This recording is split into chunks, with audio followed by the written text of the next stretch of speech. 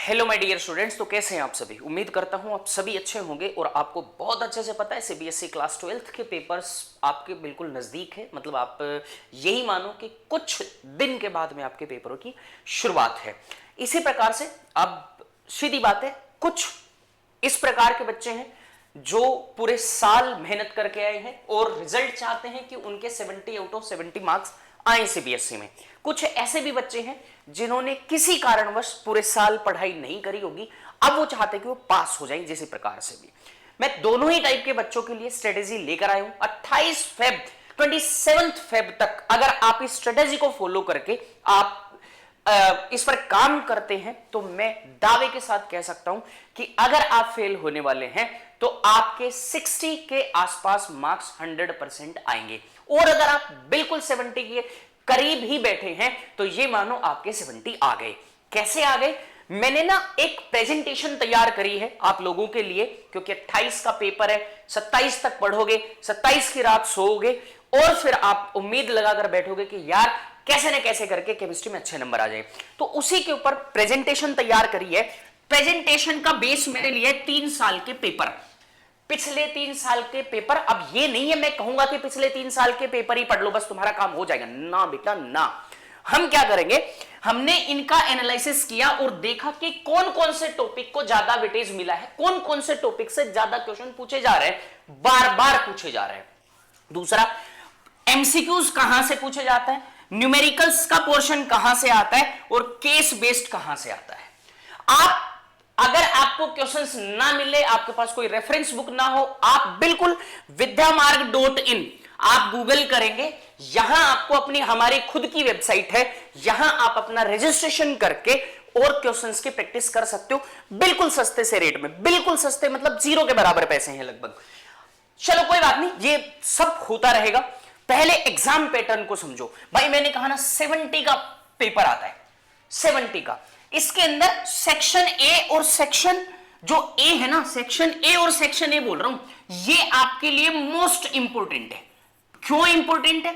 अगर आप 70 वाले हैं तो भी इंपोर्टेंट है, अगर आपको सिर्फ पास होना है 27 वाले 23 वाले तो भी आपके लिए इंपोर्टेंट है। क्यों? यहां गलती की गुंजाइश नहीं है। मतलब अगर आपका एक भी एमसीक्यू गलत हुआ, यह मानकर चलो आपका 1 नंबर कटा। ध्यान से दिमाग से क्वेश्चन को पढ़कर इसका आंसर देना पड़ेगा और सोच समझकर देना पड़ेगा। तो मैं क्या कह रहा हूं कि सेक्शन ए आपके लिए मतलब एकदम बिल्कुल इंपॉर्टेंट टॉपिक है, मतलब बिल्कुल इंपॉर्टेंट सेक्शन है। हर यूनिट से मैं आपको 3 से लेकर 5 टॉपिक ऐसे बताऊंगा जहां से सब क्वेश्चंस बनेंगे। 3 से 5, 70 नंबर का पेपर पूरा का पूरा। कहां से लिया है, किसकी हेल्प ली है? एनसीईआरटी की हेल्प लेकर, एग्जाम्पलर, पीवाईक्यूज की हेल्प लेकर परफेक्ट कॉम्बो बनाया कि आपके पूरे मार्क्स आ जाएं। आपको ये वीडियो एंड तक देखना है। जब अगर आप एंड तक देखोगे तो मैं ये कहता हूं कि आप दावे के साथ कहता हूं कि आप 70 में से 70 लेकर आओगे। शुरुआत करते हैं। सबसे पहले देखो, आपको पता ही है सॉल्यूशन हमारा पहला चैप्टर है, 7 नंबर का चैप्टर है। टॉपिक आपके सामने लिखे हुए हैं, ये जो टॉपिक लिखे हुए हैं इनसे बाहर कुछ नहीं है। एक टॉपिक और लिखूंगा मेरी तरफ से। देखो, पहला राउल्ट्स लॉ, दूसरा आइडल और नॉन आइडल सॉल्यूशंस इसी के अकॉर्डिंग आते हैं, तीसरा वेपर प्रेशर। मतलब आप राउल्ट्स लॉ को अच्छे से कवर करो, इसको अच्छे से पढ़ो, इसके क्वेश्चन सोल्व करो, इसके पीवाईक्यू सोल्व करो। मोस्ट इंपोर्टेंट, मतलब यहां से तो लिख कर ले जाना। अगर यहां से क्वेश्चन नहीं आए, अगर यहां से क्वेश्चन नहीं आए, लिख कर लेकर जाना। मैं कह रहा हूं आप जैसा कमेंट करेंगे वो स्वीकार्य होगा। मतलब कोलिगेटिव प्रॉपर्टीज से क्वेश्चन पूछे जाएंगे। कोलिगेटिव प्रॉपर्टी 4 है भाई, पढ़ना चारों को है, पढ़ना चारों को है। ज्यादा क्वेश्चन ऑस्मोटिक प्रेशर के सोल्व कर लेना, पढ़ना चारों कोलिगेटिव क्वेश्चन सबके सोल्व करना है। ज्यादा इंपॉर्टेंस देना है किसको? ऑस्मोटिक प्रेशर को। यहां से क्वेश्चन ज्यादा पूछने की पॉसिबिलिटी है, प्रोबेबिलिटी है। इसके बाद यहां ना हम एक चीज देखो, मैंने लिखा है ऑस्मोटिक प्रेशर के न्यूमेरिकल्स आपको सोल्व करने, ये मत भूल जाना। यहां उलझाएगा एग्जामिनर आपको। वेंटो फैक्टर, एबनॉर्मल मास, इसको मत भूल जाना। आप इसको मत भूल जाना, मैं क्या कह रहा हूं कि इसको इंक्लूड करके ऑस्मोटिक प्रेशर के क्वेश्चंस पूछ लिए जाते हैं, तो इसको कतई मत भूल जाना। केसेस दो एसोसिएशन का और केसेस दूसरा डिसोसिएशन का, दोनों पढ़ने, दोनों के क्वेश्चन करने। चलो एक और प्रो टिप, हेनरीज लो, इसके एप्लीकेशंस पढ़ने बेटा, तुम्हें इसके एप्लीकेशंस पढ़ने हैं और इसके थोड़े न्यूमेरिकल्स भी आप कर लोगे, कई बारी न्यूमेरिकल्स पूछता है हेनरीज लो के। इसके अलावा भाई देखो 7 नंबर में 7 नंबर का जुगाड़ है, ये 7 में 7 का जुगाड़ है, फिर भी आपको लगे ना ये टॉपिक कम है, तो 2 टॉपिक और बढ़ा लो, एक और बढ़ा लो, कंसंट्रेशन टर्म्स। न्यूमेरिकल्स आपसे इससे पूछे जा सकते हैं, आपसे एमसीक्यू पूछा जा सकता है कंसंट्रेशन टर्म्स और एक्सियोट्रोप्स, ये और याद कर लेना। मैं कह रहा हूं गारंटी से आपके 7 नंबर पक्के हैं, कोई नहीं इनको रोक सकता। अगले वाले चैप्टर पे आते हैं, इलेक्ट्रोकेमिस्ट्री, हाई वेटेज 9 नंबर का चैप्टर। आप 2 चैप्टर तैयार करोगे, कुछ एक एमसीक्यू, आप पास हो जाओगे। सिर्फ पास होने वाले बच्चों के लिए बता रहा हूं कि इनको बहुत अच्छे से पढ़ना है। क्या है अब यहां क्या पढ़ना है, स्टैंडर्ड इलेक्ट्रोड पोटेंशियल्स पढ़ने हैं, उसके बाद में शेल नोटेशन आपको पढ़ना है कि हाउ टू, मतलब शेल को कैसे नोट किया जाता है वो पढ़ना है, लेफ्ट ऑक्सीडेशन, एनोड नेगेटिव, ठीक है ना, इस प्रकार से ईएमएफ कैलकुलेट करना आपको आना चाहिए। दूसरा ये भी प्रो टिप है, इंपॉर्टेंट नहीं है, मोस्ट इंपॉर्टेंट है बेटा, आएगा क्वेश्चन, नस्ट इक्वेशन तैयार करनी है। इसके न्यूमेरिकल्स पूछे जा सकते हैं आपसे, एक सिंगल इलेक्ट्रोड से भी, और दूसरा आपसे पूछा जा सकता है शेल पोटेंशियल भी पूछा जा सकता है। नस्ट इक्वेशन को मत छोड़ना, क्वेश्चंस करने हैं मतलब करने हैं। छोटे छोटे टॉपिक जो आपको तैयार करने हैं, कंडक्टेंस हो गया, कंडक्टिविटी हो गई, रेजिस्टिविटी हो गई, रेजिस्टेंस हो गया, सेल कांस्टेंट हो गया, ये टॉपिक आपको तैयार करने हैं। मोलर कंडक्टिविटी और कोलराउच लॉ, ये जो टॉपिक है ना, इनसे पॉसिबिलिटी है कि आपसे एमसीक्यूज या ए और आर पूछे जाएं, ऐसी पॉसिबिलिटी है, एमसीक्यूज पूछ लिए जाएं आपसे। इसके अंदर नेट शेल रिएक्शंस मत भूल जाना, नेट शेल रिएक्शंस, और कैथोड पे क्या रिएक्शन हो रही है और एनोड पे क्या रिएक्शन हो रही है मत भूल जाना। सेल्स की बात कर रहा हूं मैं। इलेक्ट्रोकेमिस्ट्री 9 नंबर, गिनती के 4 टॉपिक, 9 नंबर का पेपर, गिनती के 4 टॉपिक तैयार कर लो। ये समझ लो कि यहां के 9 पक्के मतलब पक्के। अगले वाले चैप्टर पे चलें, चलो कौन सा, काइनेटिक्स, कितने नंबर का, 7 नंबर का, आसान है, बहुत आसान है। यहां आपसे पूछ क्या सकता है, rate of reaction, rate low, order, molecularity with examples.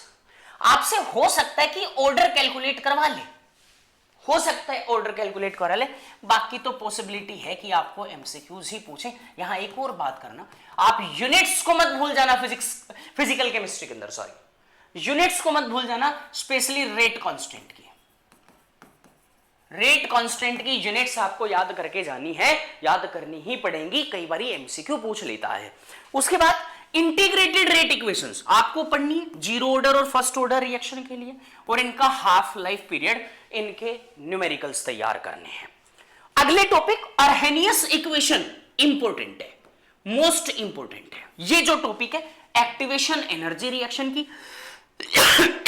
और लॉग के वर्सेस 1/T के ग्राफ आपको तैयार करने हैं। ये मानो क्वेश्चन पूछा गया तो यहां से पूछा जाएगा। दूसरा, ग्राफ से बहुत क्वेश्चंस पूछे जाते हैं, भाई ग्राफ तैयार कर लेना। जीरो ऑर्डर के लिए आप इनका हाफ लाइफ के लिए भी ग्राफ तैयार कर सकते हो और कंप्लीशन टाइम के लिए भी ग्राफ तैयार कर सकते हो। अगले वाले टॉपिक पे आते हैं। नेक्स्ट हमारा टॉपिक है D and F block element. NCERT board है, यहां पे एनसीईआरटी को पढ़ लोगे, यहां के क्वेश्चन सोल्व हो जाएंगे। एनसीईआरटी के क्वेश्चन आंसर्स कर लो, ये वाला चैप्टर हो जाएगा। कैसे होगा? अच्छा, एक तो आपको यहां से पढ़ना है लेंथेनॉइड कॉन्ट्रैक्शन, इसके कारण क्या क्या है और इसके कॉन्सिक्वेंसेस क्या क्या है। आप एक्टिनॉइड कॉन्ट्रैक्शन भी पढ़ेंगे, एक्टिनॉइड कॉन्ट्रैक्शन भी पढ़ेंगे। KMnO4 की प्रिपरेशन और K2Cr2O7 की प्रिपरेशन, पोटेशियम डाइक्रोमेट और पोटेशियम परमैंगनेट की प्रिपरेशंस आपको पढ़नी है। इनकी कुछ रिएक्शंस हैं, इंपॉर्टेंट ऑक्सीडेशन रिएक्शंस किस किस एनसीईआरटी में दे रखी हैं, बेसिक मीडियम में भी दे रखी हैं और एसिडिक मीडियम में भी दे रखी हैं, आपको तैयार करनी है। दूसरा, मैग्नेटिक प्रॉपर्टीज, आप ना वेरिएबल ऑक्सीडेशन स्टेट्स, कलर्स इनके याद करो, कलर्ड आयंस एनसीईआरटी के अंदर हैं, ये चीजें याद करनी पड़ेंगी। Magnetic behaviour, variable oxidation state, transition metals किसे कहते हैं, कौन ट्रांजिशन मेटल नहीं होता है, एक्सेट्रा, इनकी प्रॉपर्टीज, कैटलिस्ट क्यों शो, कैटालिटिक प्रॉपर्टीज क्यों शो करते हैं, एक्सेट्रा एक्सेट्रा। दूसरा, इंटरमेटालिक कंपाउंड्स, इनके एलॉयज और इनकी एप्लीकेशंस आपको याद करनी है। मैंने फिर कहा गिनती के 4 टॉपिक, 1 2 3 और 4 टॉपिक, नंबर कितने, 7, चारों तैयार कर लो, ठीक है ना, चारों तैयार कर लो। इनकी प्रॉपर्टीज मत छोड़ना, ट्रांजिशन मेटल्स की प्रॉपर्टीज मत छोड़ना, प्रॉपर्टीज से क्वेश्चन पूछ ले जाता है। मैं कह रहा हूं भाई 2 चैप्टर सुनो ध्यान से, कोऑर्डिनेशन कंपाउंड और D and F block element. NCERT पढ़ो, एनसीईआरटी के क्वेश्चन सोल्व करो, आपको मतलब 100% यहां से 14 मार्क्स आपको मिलेंगे। कोऑर्डिनेशन कंपाउंड में क्या पढ़ना है, वर्नर्स थ्योरी पढ़ोगे, कोऑर्डिनेशन नंबर क्या होता है, लिगेंड्स क्या होता है, कोऑर्डिनेशन स्फीयर क्या होता है, कोऑर्डिनेशन एंटिटी क्या होती है, ये सारी चीजें आपको पढ़नी। बेसिक टर्म्स मतलब कोऑर्डिनेशन कंपाउंड्स की क्या पढ़ोगे आप, बेसिक टर्म्स याद करोगे, लिगेंड्स के टाइप याद करोगे, एक लिगेंड प्रोटिप, एक लिगेंड ईडीटीए, स्ट्रक्चर भी याद करना और डेंटिसिटी भी याद करना। ईडीटीए स्ट्रक्चर भी याद करना और डेंटिसिटी भी याद करना, पूछ लेता है। आईयूपीएससी नेमिंग आपको पढ़नी पड़ेगी, नेमिंग ऑफ द कॉम्प्लेक्स आपको आनी चाहिए।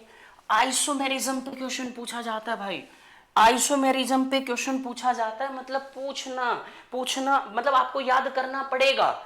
और ये दोनों थ्योरीज मोस्ट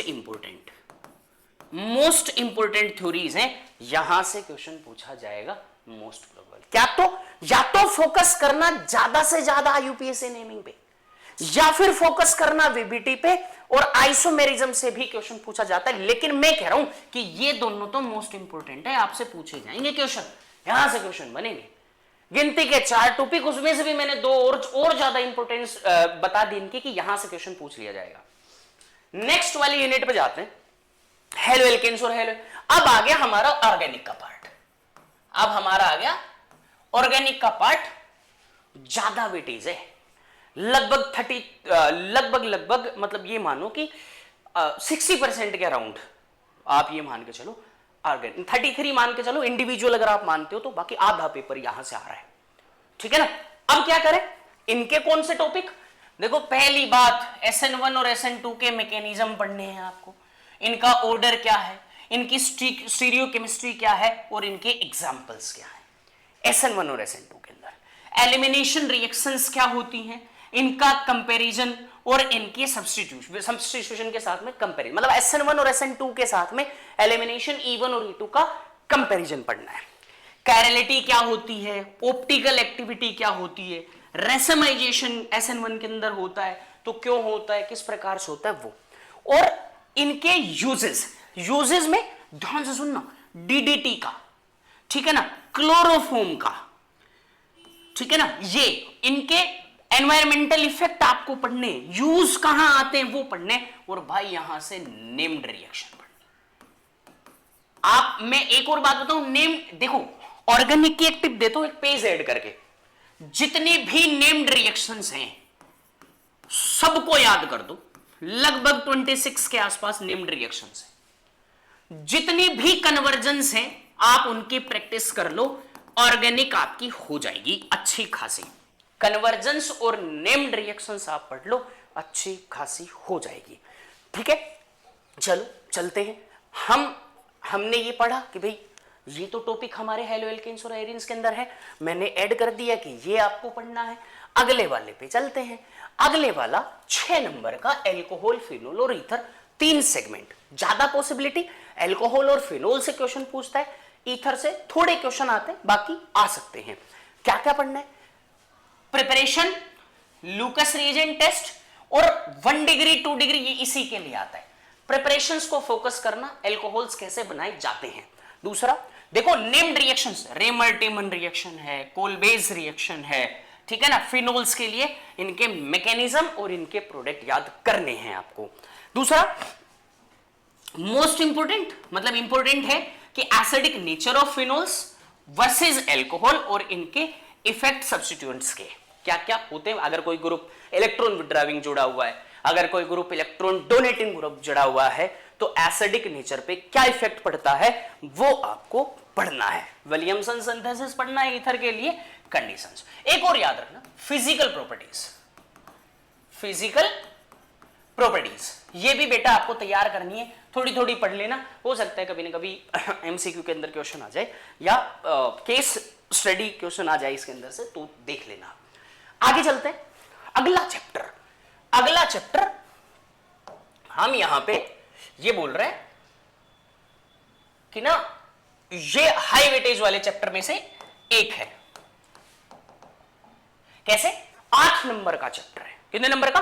8 नंबर का। टॉपिक कौन कौन से देखो, aldol condensation, most important, most important, aldol condensation, self aldol भी और क्रॉस एल्डोल भी, केनिजेरो रिएक्शंस और इनके क्या क्या कंडीशन है, प्रोडक्ट क्या है, ये आपको पढ़ने पड़ेंगे, इंपोर्टेंट है। इसके बाद क्लेमेंसन्स रिडक्शन, वोल्फ किश्नर रिडक्शन और इनके कंपैरिजन, इनके प्रोडक्ट, ये क्या बनाते हैं, क्या से क्या होता है। फिर आता है कार्बोक्सिलिक एसिड्स में रिएक्शन है भाई, HVZ रिएक्शन, एस्ट्रिफिकेशन और एसिडिटी का ट्रेंड, अगर कोई इलेक्ट्रॉन डोनेटिंग और इलेक्ट्रॉन विड्राविंग ग्रुप जुड़ा हुआ है तो। डीएनपी टेस्ट पढ़ना है आपको, टोलेंस रिएजेंट टेस्ट पढ़ना है, फेलिंग सॉल्यूशन, ये दोनों इंपोर्टेंट, ये तीनों ही इंपोर्टेंट है, ठीक है ना, और आइडेंटिफिकेशन ऑफ कार्बोनिल कंपाउंड। देखो भाई मैं तुम्हें 8 नंबर दिलवा रहा हूं। कैसे दिलवा रहा हूं? मैंने तुम्हें कहा 1 2 3 और 4। मैंने तुम्हें शुरुआत में ही बोला था वीडियो के कि मैं हर चैप्टर से लगभग 3 से 5 टॉपिक बताऊंगा, तुम्हारे नंबर पक्के। तुम अगर इनको भी नहीं पढ़ते हो तो भाई तुम्हारे लिए ये, अगर तुम इनको पढ़ लेते हो, मुझे मतलब पर्सनली मैं ये कहता हूं कि आपके 70 आएंगे भाई, क्यों नहीं आएंगे, पॉसिबल है। नेक्स्ट यूनिट पे जाते हैं। अमाइंस अच्छा चैप्टर है, छोटा चैप्टर है, तैयार भी हो जाता है। कैसे? Classification, basic strength of order, लो ये मैं लिख के दे रहा हूं, ये मोस्ट इंपोर्टेंट है। ये क्या है? मोस्ट इंपोर्टेंट है। यहां बेसिक स्ट्रेंथ जो है ये अमाइंस का एक छोटा क्वेश्चन पूछ लिया जाता है। उसके बाद होफमैन ब्रोमोमाइड डिग्रेडेशन रिएक्शन, इसका मैकेनिज्म और इसके यूजेस कहां कहां होते हैं। डायजोटाइजेशन रिएक्शन इंपोर्टेंट है, कपलिंग रिएक्शन ये भी इंपोर्टेंट है और इनके एप्लीकेशंस। इसके बाद आते हैं हिंसबर्ग टेस्ट और डिस्टिंग, मतलब ये कहां यूज होता है, primary, secondary and tertiary amines के को डिफरेंशिएट करने के लिए हिंसबर्ग रिएजेंट टेस्ट होता है। मतलब प्राइमरी के साथ में एक ऐसा प्रोडक्ट देता है जो अल्कली में सोल्यूबल होता है, सेकेंडरी के साथ रिएक्शन करता है लेकिन प्रोडक्ट सोल्यूबल नहीं होता है, टर्सरी के साथ में रिएक्शन ही नहीं करता। ये वाली बातें आपको याद रखनी है। एक और है carbylamine, carbylamine test है ना, ये भी आपको याद रखना है। इसके बाद नेम्ड रिएक्शंस को तो भूलना ही मत है। और ना कुछ एक टेस्ट ही है बेटा, कुछ एक टेस्ट ही है ऑर्गेनिक के अंदर। ये सारे टेस्ट एक जगह पे गूगल करो या अपनी बुक से लो, अपने नोट से पढ़ो, सारे टेस्ट एक जगह लिखो, सबको रट दो, सबको पढ़ दो। देखो तुम्हें पता है ऑर्गेनिक तुम्हें तैयार करनी है, चार चीजें। देखो मैंने पहले बताया कि आप नेम्ड तो पढ़ेंगे, बिल्कुल पढ़ेंगे, कन्वर्जेंस करेंगे, बिल्कुल करेंगे, कन्वर्जेंस करेंगे ना, और आप करेंगे टेस्ट। ये 3 चीजें, मतलब ये मान लो क्वेश्चन पक्का, मतलब ये मान लो क्वेश्चन पक्का। जितने टेस्ट है सबको एक पेज पे लिखो, याद कर दो। जितने कन्वर्जेंस है सबको एक पेज पे लिखो, याद कर दो। जितने नेम्ड रिएक्शंस है एक पेज पे लिखो, याद कर दो। ये करना है तुम्हें। कन्वर्जेंस के लिए ना तुम्हें चैप्टर पकड़ने पड़ेंगे। मानो चैप्टर नंबर फर्स्ट है हेलो एल्केन्स हेलो एरीन्स की बात कर रहा हूं, उसके सारे कन्वर्जेंस, उसके बाद अगला चैप्टर उसके कन्वर्जेंस, ऐसे आपको तैयार करने पड़ेंगे। चलो लास्ट चैप्टर आ गया हमारा 7 नंबर का, इंपॉर्टेंट वही है भाई। मैथ वाले बच्चों को समझ नहीं आता, बायो वाले पढ़ना नहीं चाहते, दोनों चीजें हैं, मैंने देखा है ये। मैथ वाले बच्चों को समझ में नहीं आएगा और बायो वाले बच्चे जो हैं इसको पढ़ना पसंद नहीं करते, क्योंकि वो सोचते हैं कि ना हमें ये तो आता ही है, यहां से तो हम पढ़ लेंगे। लेकिन बहुत इंपॉर्टेंट चैप्टर है, बहुत इंपॉर्टेंट। क्या क्या पढ़ना है आपको? कार्बोहाइड्रेट्स पढ़ने हैं भाई, यही तो है सब कुछ इसमें। यहां से तो क्वेश्चन पूछा जाता है। ग्लूकोज का स्ट्रक्चर, ग्लूकोज का स्ट्रक्चर पढ़ना है आपको, ग्लूकोज की केमिकल रिएक्शंस पढ़नी है आपको, क्लासिफिकेशन, ये डेफिनेशन जरूर याद करना। रिड्यूसिंग शुगर और नॉन रिड्यूसिंग शुगर्स क्या होते हैं, ग्लूकोज की सभी रिएक्शंस पढ़नी है। स्ट्रक्चर एलुसिडेशन जो भी हुआ है उसकी HI के साथ में मान लो, HCN के साथ मान लो, है ना, और एसिटिक एनहाइड्राइड के साथ, ये सब रिएक्शंस ग्लूकोज की आपको याद करनी है। उसके बाद प्रोटीन्स पढ़ने हैं आपको, प्रोटीन्स के स्ट्रक्चर पढ़ने हैं आपको, प्राइमरी सेकेंडरी। और यहां से ना टिप है, ये प्रोटिप है, ये प्रोटिप है, नोट करके ले जाना। डीनेचुरेशन ऑफ प्रोटीन्स क्वेश्चन पूछा जाता है, और एंजाइम्स क्या होते हैं, एंजाइम्स का वर्किंग मॉडल क्या होता है, ये आपसे पूछा जाता है। विटामिन्स सबके सब इंपॉर्टेंट है, इनके टाइप्स कौन कौन से टाइप के होते हैं, डेफिशिएंसी डिजीज और टेबुलर फॉर्म रिवीजन, मतलब जो एनसीईआरटी में दे रखा है वो। और ध्यान से सुनना, डेफिशिएंसी डिजीज तो पढ़ना ही, और आप एक बात याद करना यार कि इनके हम ये कहें कि इनके यूज क्या क्या होते हैं, इनके फायदे क्या क्या है। डेफिशिएंसी पढ़ोगे ना उसके साथ में आपको मिल जाएंगे। दूसरी बात आप पढ़ना कि वाटर सोल्यूबल कौन से और वाटर इनसोल्यूबल कौन से, कई बार यहां फंसा देता है आपको। तो वाटर सोल्यूबल और वाटर इनसोल्यूबल। न्यूक्लिक एसिड्स पढ़ने, डीएनए का स्ट्रक्चर पढ़ोगे, आरएनए पढ़ोगे, और न्यूक्लियोसाइड और न्यूक्लियोटाइड क्या होता है। यहां पेप्टाइड लिंकेज और ग्लाइकोसाइडिक लिंकेज को मत भूलना, ये प्रोटीन है आपके लिए, आप याद कर देना। देखो मैंने आपके सारे के सारे चैप्टर नंबर 1 से लेकर चैप्टर नंबर 10, कहीं आपने स्किप किया है दोबारा से देख लेना। 70 नंबर यहां से 70 के 70, अगर मैं अप्रोक्सीमेट बात करूं तो 5 टॉपिक 4 ही दिए हैं, मैक्सिमम 4 ही टॉपिक दिए हैं, 4-5, और कितने, मतलब टोटल 10 चैप्टर से 40 टॉपिक, टोटल 10 चैप्टर से 40 टॉपिक। दिन बचे हैं ज्यादा, आप ये कर लो ना, 4 टॉपिक रोज के, 4 टॉपिक एक दिन में, 10 दिन में पूरी केमिस्ट्री खत्म।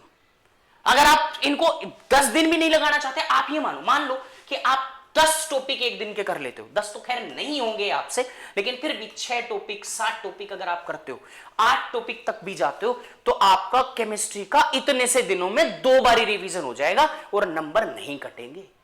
ये टिप है आपके लिए, ये चीज है नोट करने वाली कि अगर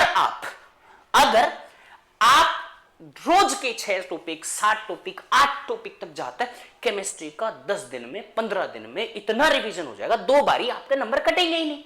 ठीक है ना, आपके नंबर ही नहीं कटेंगे।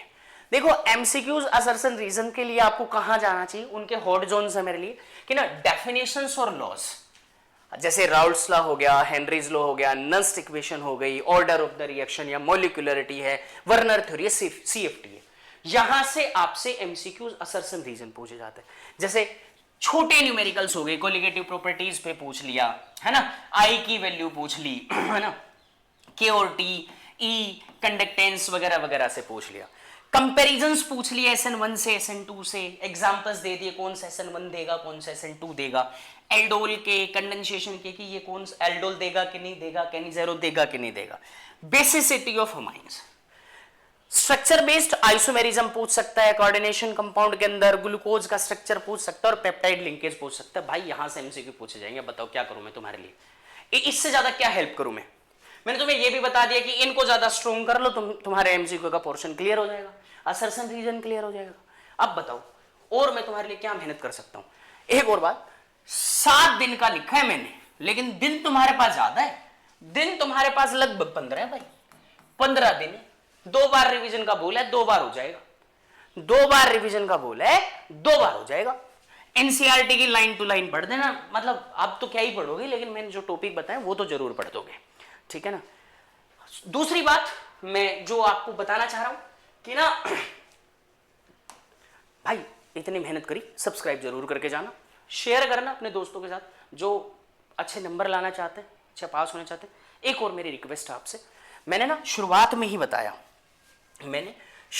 ही बताया, हमारी अपनी एक वेबसाइट है, vidyamaarg.in करके, स्पेलिंग नोट करना, इसके ऊपर ना ज्यादा से ज्यादा रजिस्ट्रेशन करने की कोशिश करना। यहां एक लोचा है, यहां आपको ना ओटीपी का एक लोचा मिलेगा अगर आप रजिस्ट्रेशन करते हैं तो। जब ओटीपी आप ईमेल डालेंगे, ओटीपी जो है, ओटीपी ईमेल के स्पैम फोल्डर में आएगा, ओटीपी ईमेल के स्पैम फोल्डर में आएगा। घबराने की जरूरत नहीं है, मैं बता रहा हूं, क्योंकि हमने मैसेज सर्विसेज अभी ली नहीं है, जल्दी ही ले लेंगे जब आपके मोबाइल पे ओटीपी आना शुरू हो जाएगा। रजिस्ट्रेशन करो, आपको सभी, मतलब आप सभी एग्जाम्स, अभी तो आप फोकस कर रहे हो सीबीएसई के बोर्ड क्लास 12 के ऊपर, तो आपको इससे रिलेटेड सभी क्वेश्चंस मिलेंगे। आपको ना टेस्ट सीरीज मिल जाएगी जो मैंने डिजाइन करी है, टेस्ट सीरीज, इन्हीं टॉपिक्स को ध्यान में रख के करिए, पर चैप्टर मिल जाएगा, लगभग 49 से 50 रुपीज में आपको सब कुछ मिल जाएगा। 15 दिन का रिवीजन मिलेगा, नोट्स मिलेंगे आपको वहां पे पढ़ने के लिए, ई लाइब्रेरी मिलेगी, बहुत सारी चीजें। डाउनलोड करो, एप्लीकेशन भी अवेलेबल है, आप प्ले स्टोर पे नहीं, आप एप्लीकेशन वेबसाइट से डाउनलोड कर सकते हो। हाँ, एप्पल ऐप स्टोर के ऊपर ये जरूर प्रेजेंट है, वहां से आप डाउनलोड कर सकते हो अगर आप आईफोन यूज करते हो तो। थैंक यू सो मच बच्चों, उम्मीद करता हूं आपको चीजें समझ में आई होंगी, आपको वीडियो अच्छा लगा होगा। प्लीज शेयर करें, सब्सक्राइब करें, लाइक करें, कमेंट करें, और दूसरी बात हंसते रहें, पेपर में अच्छे नंबर लाएं। मिलते हैं बहुत जल्दी शुरुआत के साथ, नई शुरुआत के साथ। Thank you so much.